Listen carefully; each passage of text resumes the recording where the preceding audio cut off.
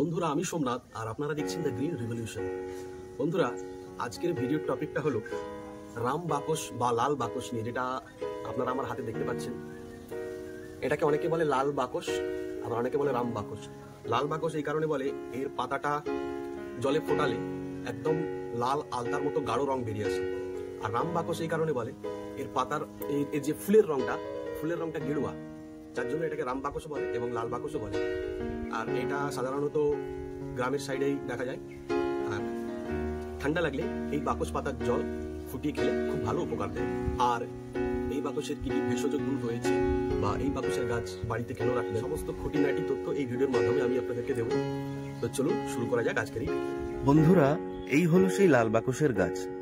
তবে শুরুতেই বলে রাখি, বাকস বা বাসক পাতার উপকারিতা বা ঔষধি গুণাগুণগুলির সম্পর্কে। রোজ নিয়ম করে খেতে পারলে পাওয়া যায় একাধিক উপকার। বাসক পাতা হলো এমন একটি ভেষজ উদ্ভিদ যার শুধুমাত্র পাতাই নয়, মূল, ফুল এবং আরো নানা অংশ ঔষধ তৈরিতে কাজে লাগে। সর্দি কাশির সমস্যায় সেই আদিকাল থেকে ব্যবহার করা হচ্ছে এই পাতার রস। এখনো আয়ুর্বেদে ব্যবহার করা হয় এই পাতা। যাদের ঠান্ডা লাগার ধাত রয়েছে বা পুরনো কফ সর্দির সমস্যা রয়েছে, তারা রোজ সকালে 4টে বাসক পাতা ভালো করে ধুয়ে নিয়ে বেটে বা সেদ্ধ করে রস করে তার সাথে সামান্য মধু মিশিয়ে খেলে কফ সর্দির সমস্যা অনেকটাই দূর হবে। বাসক পাতার মধ্যে রয়েছে ভ্যাসিসিন নামের একটি প্রাকৃতিক উপাদান, আর রয়েছে অ্যান্টি মাইক্রোবিয়াল বেশ কিছু উপাদান যা ব্রঙ্কাইটিস ও হুপিং কাশির সমস্যা দূর করে। লকডাউনের পরবর্তী সময়ে বেড়েছে টিবির সমস্যা। প্রচুর মানুষ আক্রান্ত হচ্ছেন টিবিতে। এক্ষেত্রেও কাজে দেয় বাসক পাতা।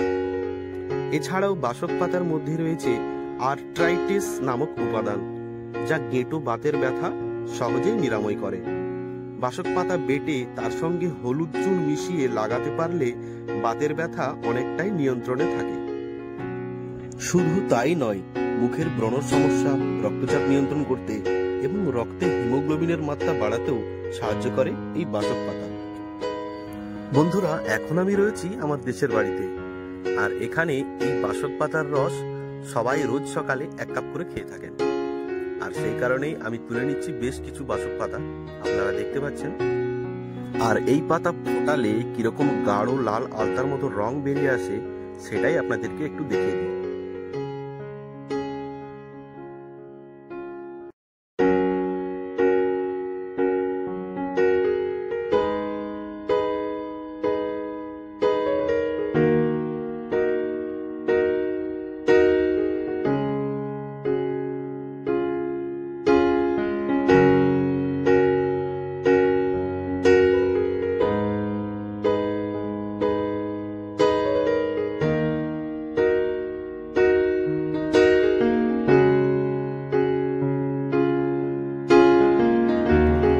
দেখুন বন্ধুরা, লাল বাকসের পাতাগুলো ফুটিয়ে নেওয়ার পর, একটু চাপা দিয়ে রাখার পর কিরকম গাঢ় লাল রং ধারণ করেছে, ঠিক যেন আলতার মতো একদম গাঢ় লাল রং।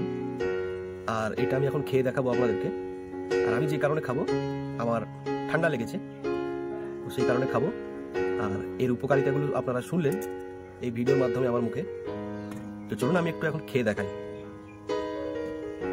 তার আগে আমি এই গ্লাসে একটু ঢেলে নিই। দেখুন,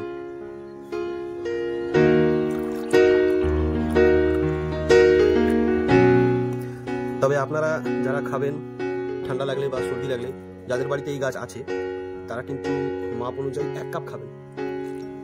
বন্ধুরা, যে কোনো ভেষজ ওষুধ বা জিনিসের একটা নির্দিষ্ট মাপ থাকে, নাহলে সেটা কিন্তু কাজ করে না।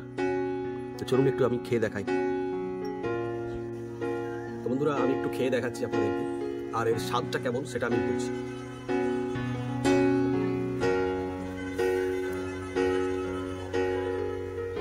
কোনো তেতো ভাব নেই, আর হালকা কষা ভাব রয়েছে, কেননা একসাথে অনেকগুলো পাতা ফোটানো হয়। আপনার বাটির মধ্যে দেখতেই পাচ্ছেন, একসাথে অনেকগুলো যেহেতু পাতা ফোটানো হয়, তাতে হালকা একটু কষা ভাব এর মধ্যে আসে। তবে সেটা কষা না বললেও চলে।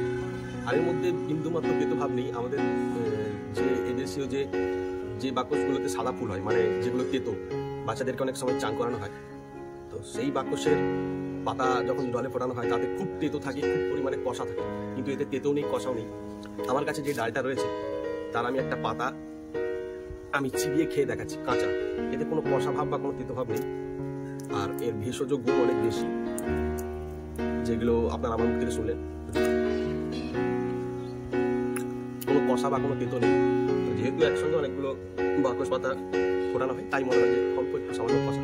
আর এতে যা কিছু দেখালাম, আদা, নুন, একটু গোলমরিচ দেওয়া যেতে পারে, চায়ের মতো খাওয়া যায়।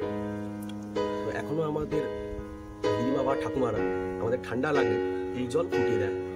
তো যারা শহরের দিকে থাকেন তারা এই গাছ পাবেন কিনা জানি না, তো তবে এই গাছ যদি পান অবশ্যই এটা সংগ্রহ করে বাড়িতে রাখবেন, খুবই প্রয়োজনীয় এবং এর অনেক ভেষজ গুণ রয়েছে। তো এই ছিল আজকের ভিডিও, দেখা হবে নেক্সট ভিডিও।